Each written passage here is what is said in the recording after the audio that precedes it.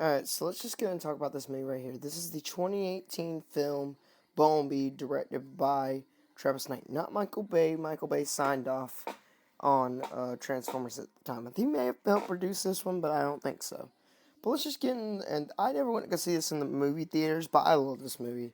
So let me just get ahead and tell you about the positives and negatives about this movie. Positives. Bumblebee's story is great in this movie. Bumblebee is awesome in this movie, let me tell you. Bumblebee's story advanced because it is Bumblebee. Um, and there's so much background to him. It tells how he got to Earth. It tells you about everything about this movie.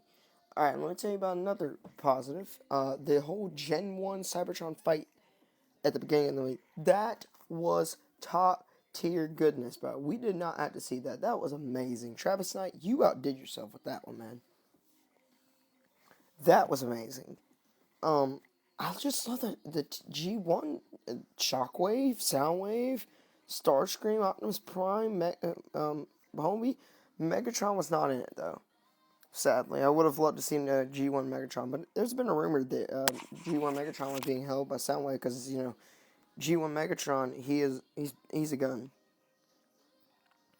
Another positive is that there's so much good movie, like so many good movie actors in here. There's Haley Steinfeld, there's John Cena, there's a couple other great ones, but those are awesome, man. I think Bumblebee really did kick off Haley Steinfeld's career. I don't really know too much about her that much when it comes to her filming. I know much about her. I know a lot about her singing, but not her films. Um, John Cena is amazing in this. Let me get another positive. There's a new introduction to a couple other characters. I think it's Blitzwing and Thundercracker and some other one.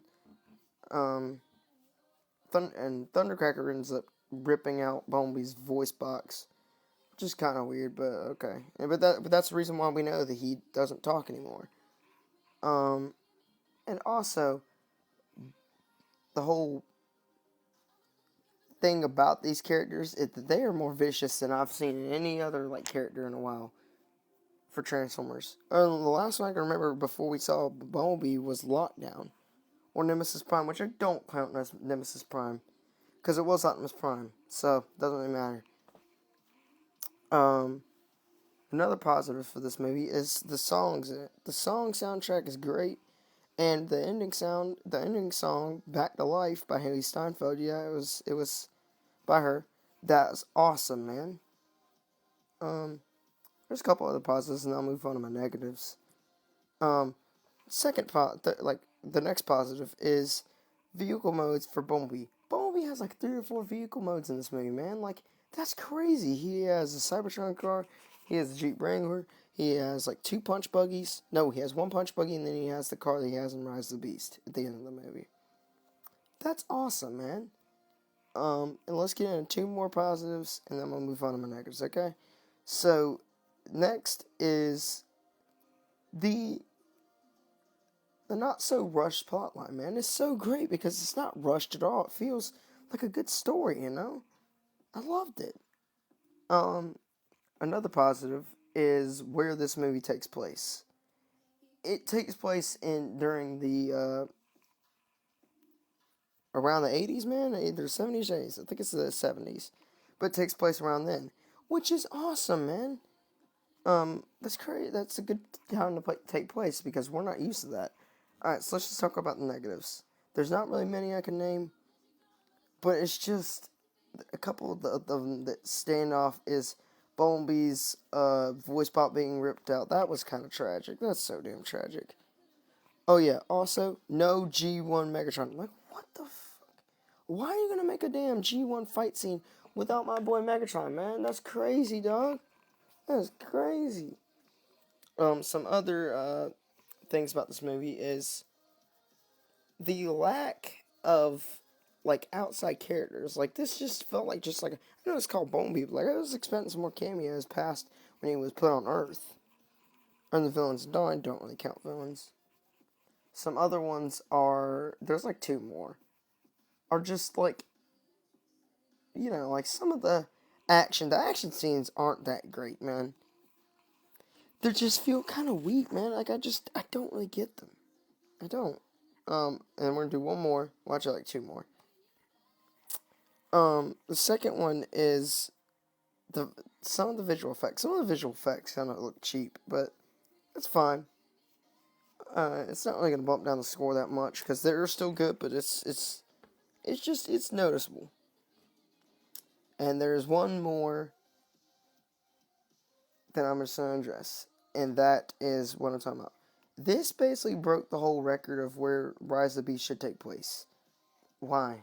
Like, you should have actually explicitly told us sequel to the Bayverse, and we would have been like, okay, Rise of the Beast, and we would have pointed out, and we know that. So, we don't really know. So, let's just get on to my score of this video. I think I'm pretty sure this is my shortest review ever, but let's just get into my review of this movie. So far, I think I gotta get this movie about an 8 out of 10, man. Like, it's great. It has a couple flaws. So, the graphics are like an 8 out of 10, man. Characters, other than Bumblebee, but I'm just gonna give it 10 out of 10 just because Bumblebee's in it, man.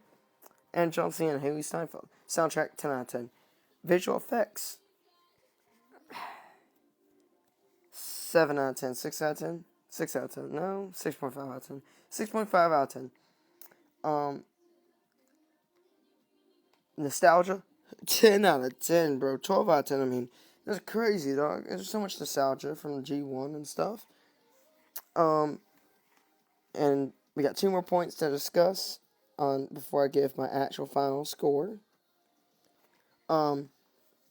So, and as well as the vehicle modes. The vehicle modes are 10 out of 10. Like, there's like 4 vehicle modes, man. That's crazy. Another point that this is my final point I'm going to point to give it the score is, the action. The action is probably about 7 out of 10, man. That's pretty good. That's pretty good. So my final score is a 7 out of 10 for Bumblebee, the 2018 film directed by Travis Knight. So that's what I give it. I give Bumblebee a 7 out of 10. So if you guys wouldn't mind, please leave a like, comment, subscribe, and share if you would like. I'm not picky, but if you want to, I will. Let's try to get this channel to 10 subscribers. So I'm just going to announce what I'm going to do. 10 subscribers and giving a $10 gift card giveaway with a 10 subscriber giveaway video. And at $20, I'm probably going to donate $20 to charity. And a $20 subscriber special, which is going to be awesome. But guys, let's just keep that up there. And I would like to start producing merch as well, if you guys wouldn't mind. I mean, I'm not really going to sell them for that much because I'm not that popular of a channel. But anyway, guys, let's just get that up to 10 subscribers at least. Because I'd really like to give away $10